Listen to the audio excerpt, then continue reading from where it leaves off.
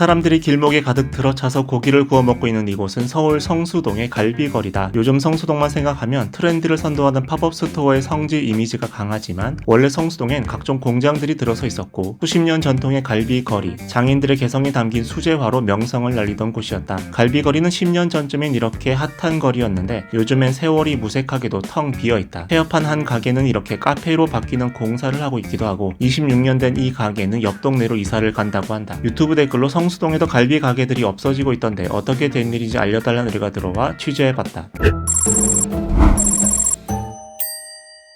서울시 설명으로는 성수동 갈비거리의 시초가 1975년 수원 원조갈비가 문을 열면서부터라고 한다. 이 주변은 원래 1950년대 뚝섬 경마장이 들어서면서 번화가가 되었는데 이후 70년대 들어서 갈비집들이 줄지어 생겼다. 이 전통의 갈비거리에서 40년간 정육점을 운영한 오명옥 사장님은 최근에 성수동은 이제 장사하기 힘든 곳이라고 했다. 옆에 주위 상권이 엄청 비싸. 그런 데는 막 거의 800, 900, 갈비집 이런 데도 조그만 해도 기본 5, 600 다 해가지고 인건비 관리비 때문에 사람들 못 살아. 해가 너무 많이 올라가지고 우리도 그만둘 거거든. 성수동에 몰려있던 여러 공장들은 공장 소음과 분진 등의 이슈, 서울숲 조성과 함께 성수동의 지도가 달라지던 2010년대를 분기점으로 문을 닫거나 이전했다. 그때 빈 공간들이 카페나 소품 가게 등으로 바뀌면서 독특한 트렌드를 선도하는 동네로 떠올랐는데 유동인구가 급증하면서 어김없이 임대료가 폭발적으로 올랐다. 카페들이 생기던 이 당시에도 임대료 상승이 문제가 되자 구청에서는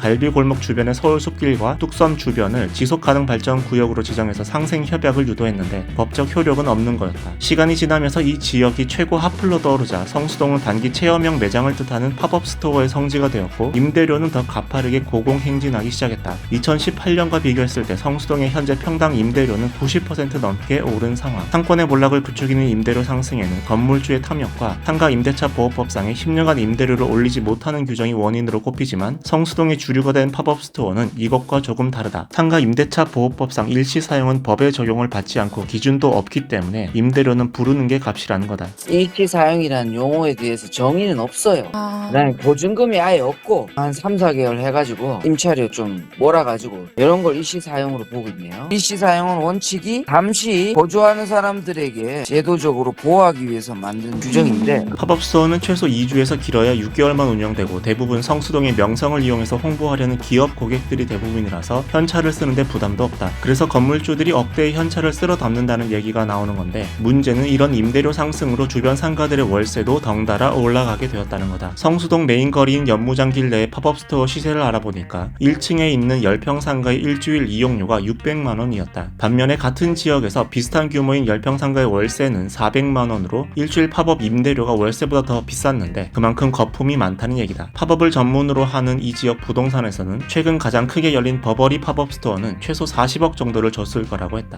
팝업이라는 게 그냥 어디 빨세 하루에 10만원 주고 하는 그런 거로는 생각하시면 안 돼요. 만약에 이제 기존에 있는 데를 들어가려고 그러면 권리금이 상당하죠. 10평 정도 가게 연무장길이라고 하면은 2억대 초반에서 2억대 후반까지 있어요. 월세는 보통 이제 한 400 정도. 네, 팝업은 뭐 비싸게 받죠. 그래서 성수동은 일주일에 열리는 팝업 스토어만 30개인 최고 핫플이 됐고 동시에 동네 전체가 카페로 뒤덮이면서 기존에 장사하던 갈비 골목이나 수제화 거리도 밀려나기 시작했다. 지금 나는 건물주가 자기가 쓴다고 내가 나도 이사 가야 되래요. 집 안 돼요. 여기 가족 사는 집들 7, 80 가운데 있던 게 다 없어졌잖아요. 처음에 내가 여기 올게 이때는 8개월인가 월세를 못 받아가지고 비어 있었다고.